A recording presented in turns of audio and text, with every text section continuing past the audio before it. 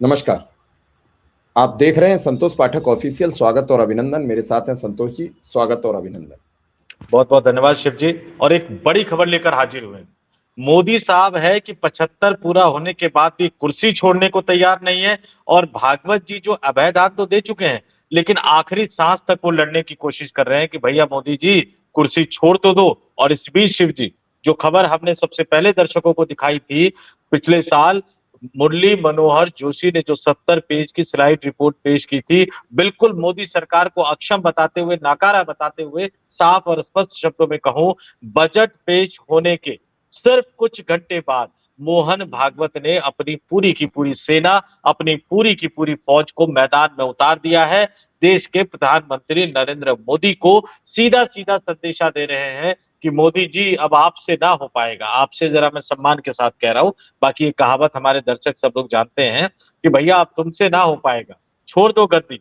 ना तुमसे सरकार संभल पा रही है, सरकार नहीं चला रहे हो, सत्ता नहीं चला रहे हो, प्रशासन नहीं चला पा रहे हो, संगठन नहीं चला पा रहे हो, दुनिया भर में बेइज्जती करवा पा रहे हो, एप्स्टीन फाइल में भी अब नाम आ गया है। अब तो गद्दी छोड़ो, कब तक गद्दी पर बैठोगे, ऐसा लग रहा है। एक बड़ी खबर लेकर हम आपके सामने हाजिर हुए हैं। बजट पेश होने के कुछ ही घंटों के अंदर राष्ट्रीय स्वयंसेवक संघ के मुखिया सरसंघचालक मोहन भागवत ने अपने नेताओं की पूरी फौज को मैदान में उतार दिया है। मोदी के खिलाफ एक तरह से हल्ला बोल कर दिया गया है। और अब पता नहीं ये लड़ाई कौन सा मोड़ लेती हुई नजर आएगी, लेकिन फिलहाल एक बड़ा हंगामा शुरू हो गया है, एक बड़ा खेला शुरू हो गया है। और भागवत की सेना एक एक करके अब मोदी के खिलाफ पुरजोर तरीके से बोल रही है। ये तमाम स्टोरी हम आपके सामने रखेंगे अगले कुछ मिनटों में। हमेशा की तरह शुरुआत शिव जी करेंगे और उसके बाद हम उन नेताओं के बारे में भी बताएंगे। आरएसएस के, भागवत के कौन कौन से सेनापति मैदान में उतर गए हैं वो भी आपको बताएंगे। सिर्फ कुछ मिनट इंतजार कीजिए। अपना ओपनिंग रिमार्क जो है वो शिव जी बड़े शानदार अंदाज में शुरू करेंगे। जी शिव जी। अब ये तो मामला ये हो रहा है कि आए थे हरिभजन को और ओटन लगे कपास। 75 वर्ष की व्यवस्था को लेकर आए थे। एक जिन्न बक्से में बंद था जो आरएसएस के प्रमुख रहे के सुदर्शन जी लेकर आए थे। और के सुदर्शन के जिन्न को मोदी ने उकेर के बाहर रख दिया और एकाएक एक ही प्रोग्राम से 75 पार सभी नेताओं को मार्गदर्शक मंडल में बड़े आसानी से विदाई दे दी। बड़े छत्रप थे लाल कृष्ण आडवाणी, मुरली मनोहर जोशी, जसवंत सिंह, यशवंत सिन्हा और लंबी फेरिस्त तक बाबू कल्याण सिंह। क्योंकि उनके साथ वीसी का वोट बैंक जुड़ा हुआ था तो उन्हें राज्यपाल बना दिया। ऐसे अनगिनत नाम थे। सबको यह बताया गया कि अब तो उम्र का दायरा आ गया।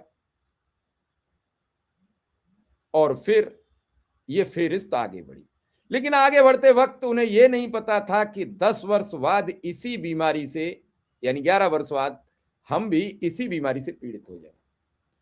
भारत में सबसे मुफ्त में सलाह मिलती है। मैं संतोष जी 30-35 सेकंड और आपसे लूंगा। जी। सबसे मुफ्त में सलाह मिलती है। आपका बच्चे को जब बुखार आ जाता है तो आपके पड़ोसी, आपके इष्ट मित्र आपको ढेरों डॉक्टरों के नाम बता दें। वो चाइल्ड स्पेशलिस्ट है, वो फिजिशियन स्पेशलिस्ट है, वो फला रोग विशेषज्ञ है और आप उसे दिखाइए। आप इसे, जब उनका बच्चा बीमार होता है तो वो नाम क्यों भूल जाते हैं? और इसका सीधा सीधा संबंध है प्रधानमंत्री जी से कि आपने भी सोचा नहीं कि हम भी 75 के होंगे। अब अंदर अंदर आग सुलग रही है। ये 76वें वर्ष में प्रवेश कर चुके हैं और प्रधानमंत्री की कुर्सी से ऐसे चिपके हैं जैसे फेविक्विक से कोई चिपका दिया जाता है। कुर्सी है, किसी का जनाजा हो रही है। अगर नहीं चल रही है तो उतर के चल पड़ो। अरे आपने तो कहा था झोला उठाऊंगा चल पड़ूंगा। अब तो वक्त आ गया है, न झोला मिल रहा है न कुर्सी छोड़ रहे हो। कह रहे हो रगड़ रगड़ के इसी पर बैठा रहूंगा। दम है किसी के माई के लाल में तो उतार के दिखाए। हम नई नई योजना लाएंगे, हम देश में विद्रोह फैला देंगे। दलित पिछड़े से, पिछड़े अगड़े से सब लड़ो। कानून का स्वरूप नहीं बताया गया, कानून का मकसद क्या होगा। सवर्ण पिछड़ों से लड़ रहा है, पिछड़ा दलित से लड़ रहा है, और तो और जब सवर्ण ने आंदोलन किया तो एक गिरफ्तारी नहीं, और जब पिछड़े और दलित मैदान में उतरे तो गिरफ्तारियां हो रही। भयंकर विध्वंस की ओर।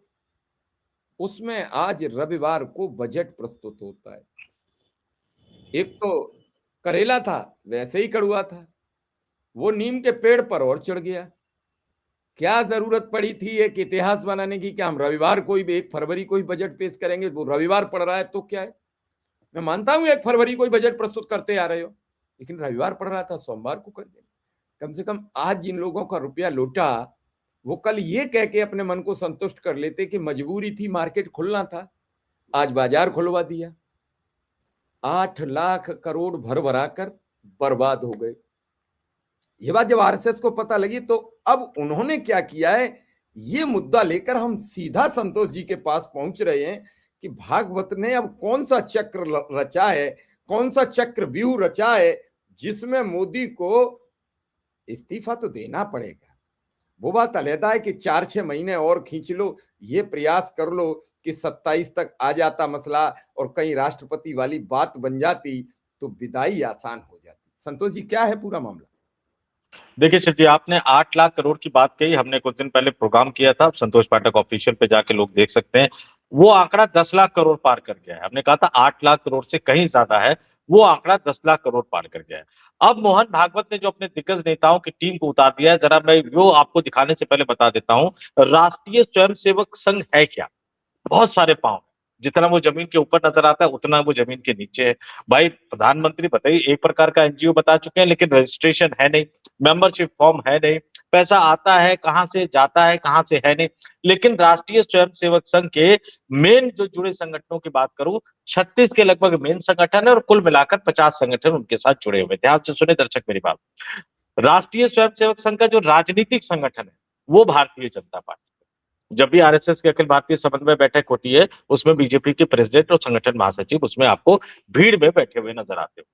राष्ट्रीय स्वयंसेवक संघ का जो छात्रों का संगठन है वो अखिल भारतीय विद्यार्थी परिषद, छात्रों के बीच में काम करता है। अभी यूजीसी रेगुलेशन पे बड़ा सख्त बयान दिया, वही अखिल भारतीय विद्यार्थी परिषद जिनकी बड़ी जबरदस्त धुलाई की थी, पिटाई की थी वो उत्तर प्रदेश की पुलिस ने बाराबंकी में। मजदूर संगठन जो मजदूरों के क्षेत्र में काम करता है, आरएसएस से जुड़ा हुआ भारतीय मजदूर संघ है। किसानों के संबंध में किसानों से जुड़ा जो संगठन है वो भारतीय किसान संघ है। धार्मिक क्षेत्र में जो है वो विश्व हिंदू परिषद, जिसने राम मंदिर आंदोलन चलाया था। बजरंग दल जो कि विश्व हिंदू परिषद की शाखा है। राष्ट्र सेविका समिति, वनवासी कल्याण आश्रम। शिक्षा के क्षेत्र में जो काम करता है, स्कूली शिक्षा के क्षेत्र में विद्या भारती है। आर्थिक और सामाजिक क्षेत्र में जो काम करते हैं, स्वदेशी जागरण मंच है, सहकार भारती है, सेवा भारती है। कुछ अन्य संगठनों की बात करूं तो लघु उद्योग भारती और राष्ट्रीय सिख संगठन। अब भैया आज प्रधानमंत्री नरेंद्र मोदी जी ने अपने वित्त मंत्री निर्मला सीतारमण से बजट पेश करवाया, उसके बाद जबरदस्त तारीफ वाला बयान जारी किया। ऐतिहासिक बजट है, इसमें सब लोगों का ध्यान रखा गया है, मजदूरों का, किसानों का, आम लोगों का, तमाम लोगों का ध्यान रखा गया है। मंत्री बता रहे हैं कि भैया 2047 के विजन के हिसाब से ये बजट लाया गया है। मतलब पुरजोर शब्दों में नरेंद्र मोदी और भारतीय जनता पार्टी का पूरा इकोसिस्टम इस बजट को ऐतिहासिक बजट बनाने में लगा हुआ है। यहां तक कि एनडीए गठबंधन के नेताओं से भी, मंत्रियों से भी बयान दिलवाए जाने लगे कि भैया ऐतिहासिक बजट बताओ। अब राहुल गांधी तो बाद में पोल खोलेंगे, उन्होंने कहा कि मैं जब लोकसभा में बोलूंगा तब पोल खोलूंगा, कल उन्होंने कहा पोल खोलूंगा। यहां तो भैया राहुल गांधी बाद में पोल खोलते, मोहन भागवत ने अपने नेताओं को कहा बैठे हो, क्या कर रहे हो, जाओ बयान दो। और मोहन भागवत के नेता मैदान में उतर गए और जबरदस्त तरीके से, शिव जी, जबरदस्त तरीके से वो पोल खोलते हुए नजर आ रहे हैं। और ये जो पोल खोल है वो अपने आप में काफी कुछ बयां करता हुआ नजर आता है। मैं आपसे अनुरोध करूंगा, आग्रह करूंगा, जरा पहले किसानों की बात कर लेते हैं। तो किसान संघ वाला जो बयान आया है वो जरा स्क्रीन पे दिखाइए, फिर मैं पढ़ता हूं। ये प्रकाशनार्थ प्रेस रिलीज जारी किया, वीडियो भी भेजा उन्होंने, वीडियो खैर आपको अभी नहीं दिखाएंगे। ये अखिल भारतीय जो महामंत्री हैं, ये भारतीय किसान संघ जो किसानों से जुड़ा संघ का संगठन है, इनके अखिल भारतीय महामंत्री हैं मोहिनी मोहन मिश्र साहब। इनसे बयान जारी करवा दिया मोहन भागवत ने। और बयान क्या जारी किया वो आपके स्क्रीन पे जरा देखिए। सरकार की किसान हितैषी मंशा पर खरा नहीं उतरा बजट, सरकार की कथनी के साथ बजट में करनी का प्रतिबिंब नहीं दिखा। ये कौन कह रहा है? मोहन भागवत यानी राष्ट्रीय स्वयंसेवक संघ से जुड़ा किसानों का संगठन भारतीय किसान संघ। फिर से दोहरा देता हूं, सरकार की किसान हितैषी मंशा पर खरा नहीं उतरा बजट, सरकार की कथनी के साथ बजट में करनी का प्रतिबिंब नहीं दिखा, और ऊपर तो थोड़ी सी गुडी गुडी बात है, नीचे जब वो आते हैं तो देखिए कैसे वो आलोचना कर रहे हैं कि मोहिनी मोहन मिश्र ने कहा कि छोटे किसानों की समस्याएं, कृषि यंत्रों पर जीएसटी अधिक होना, किसान सम्मान निधि जैसी योजना न देना, केसीसी कार्ड की 5 लाख सीमा बढ़ाने की घोषणा करने के बावजूद उसका क्रियान्वयन न होना, प्राकृतिक खेती का लक्ष्य घोषणा करने के बाद भी प्राकृतिक खेती करने वाले किसानों को डीबीटी के माध्यम से अपना जैविक खाद बनाने को प्रोत्साहन न देना चिंता का विषय है। प्राकृतिक खेती के समर्थन में देश भर में सारी फसलों में रसायन की मात्रा के स्तर की जांच और उसे रोकने के लिए बजट में कोई योजना नहीं है। कुल मिलाकर जो सरकार कहती है वो बजट में दिख नहीं रहा। यही तो हम कह रहे हैं कि सरकार कहती कुछ और है, करती कुछ और है, और आगे वो सीधे सीधे कह रहे हैं कि भैया इस बजट में आप संशोधन करो और किसानों के हित में इसमें प्रावधान डालो। आरएसएस से जुड़ा, मोहन भागवत से जुड़ा भारतीय किसान संघ कह रहा है कि भैया ये बजट किसानों की उम्मीदों पर खरा नहीं उतरा। आपने जो वादा किया उस वादे को पूरा नहीं किया, जो घोषणा किया उसको पूरा नहीं किया, यानी आपकी कथनी और करनी में अंतर है। इतने साफ और स्पष्ट शब्दों में तो विपक्षी दल भी पोल नहीं खोल पाए थे मोदी के बजट की। और चलिए किसान संगठन तक ही सीमित रहता तो चलिए मान लेते। अब मैं आपसे अपील करूंगा कि जरा वो भी दिखा दीजिए आप कि सिर्फ किसान संघ ही नहीं बल्कि मजदूर संघ भी किस तरह से मैदान में उतर गया है। और जरा दर्शकों को मैं याद दिला दूं, ये कुछ ही घंटों बाद उतरे हैं।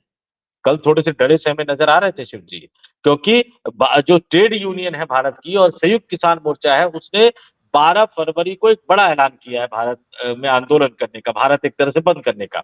कल ही ये मजदूर संघ ने कहा कि नहीं ना ना ना ना, हम उस जो 12 फरवरी के कार्यक्रम में शामिल नहीं होंगे। डर था, इसलिए बयान नहीं दे रहे थे। आज जैसे ही मोहन भागवत साहब का संदेशा गया, कर क्या रहे हो, बजट पे कुछ बोलो, बजट पे बयान दो, बजट के बारे में बताओ कि ये निराशाजनक है, फेल है मोदी सरकार। तो ये भारतीय मजदूर संघ के नेताओं में भी हिम्मत आ गई और उन्होंने तो छोटा बयान जारी किया है शिव जी। इन्होंने तो 3 पेज का बयान भेज दिया है। अब 3 पेज का पूरा बयान नहीं दिखाएंगे, एक ही पेज का पूरा बयान दिखा देते हैं और उसके बाद थोड़ा बहुत आपको बताते रहेंगे। थोड़ा सा आपको ये भी बता देता हूं कि अब नरेंद्र मोदी साहब कहेंगे कि अरे क्या कर रहे हैं आरएसएस वाले। आरएसएस के एक एक संगठन को तो हमने दीनदयाल उपाध्याय मार्ग पे जगह दी है, बड़ा भव्य कार्यालय सबको बनाने के लिए जमीन दे दी है हमने। हमारे खिलाफ ही बोलोगे, अब वो मोदी जी जो बाद में करे वो करे, लेकिन फिलहाल भागवत साहब ने अपनी सेना उतार दी है। और भारतीय मजदूर संघ ने तो हेडलाइन ही गजब दे दी। ये दर्शकों के सामने हेडलाइन देख लीजिए, यूनियन बजट 2026-27 सबसे निराशाजनक बजट है। हेडलाइन में ही बता दिया कि मोदी जी फेल हो गए, आपको ग्रेस मार्क्स भी नहीं देंगे हम, 100 में से 15 मार्क्स ही आ गए, ग्रेस मार्क्स लेने के लायक भी नहीं रह गए। ये भारतीय मजदूर संघ ने हेडलाइन में ही बता दिया, बड़ा चुन के हेडलाइन दिया है उन्होंने। आगे देखिए, नई दिल्ली 1 फरवरी 2026, और थोड़ा थोड़ा बता देता हूं कि भारतीय मजदूर संघ ने क्या कहा कि यह श्रमिकों की आजीविका, वेतन और सामाजिक सुरक्षा से जुड़े बुनियादी मुद्दों को पूरी तरह से नजरअंदाज करता है। आजीविका को नजरअंदाज कर रहा है, वेतन को नजरअंदाज कर रहा है, सामाजिक सुरक्षा से जुड़े बुनियादी मुद्दों को नजरअंदाज कर रहा है। यही तो विपक्षी दल कह रहा है कि आप मजदूरों किसानों को नजरअंदाज करके अपने करीबी मित्र धन्ना सहित अरबपति कारोबारी गौतम अडानी को फायदा पहुंचा रहे हो, उद्योगपतियों को फायदा पहुंचा रहे हो। भारतीय मजदूर संघ ने ये पोल खोल दिया, मोहन भागवत की सेना ने पोल खोल दिया। नीचे क्या है कि बीएमएस यानी भारतीय मजदूर संघ कंटेनर निर्माण, मेगा टेक्सटाइल पार्क, खेल सामग्री निर्माण, 200 पारंपरिक औद्योगिक क्लस्टरों के पुनरुद्धार, नए माल भाड़ा, ये तमाम जो योजना है उसका संज्ञान लिया। और इसके साथ ही उन्होंने सीधे सीधे कहा, आप जरा देखिए कैसे पोल खोल रहा है भारतीय मजदूर संघ। ये कह रहे हैं कि भाई योजनाओं की बात तो ऊपर कर दी, लेकिन नीचे क्या लिख रहे हैं, हालांकि वस्त्र, मत्स्य पालन, एमएसएमई, पर्यटन, स्वास्थ्य, आयुष, पशुपालन तथा रचनात्मक जैसे श्रम प्रधान क्षेत्रों पर रोजगार सृजन की संभावना तो दिखाता है, लेकिन सुरक्षा और सम्मानजनक वेतन के बिना रोजगार को समावेशी विकास नहीं कहा जा सकता।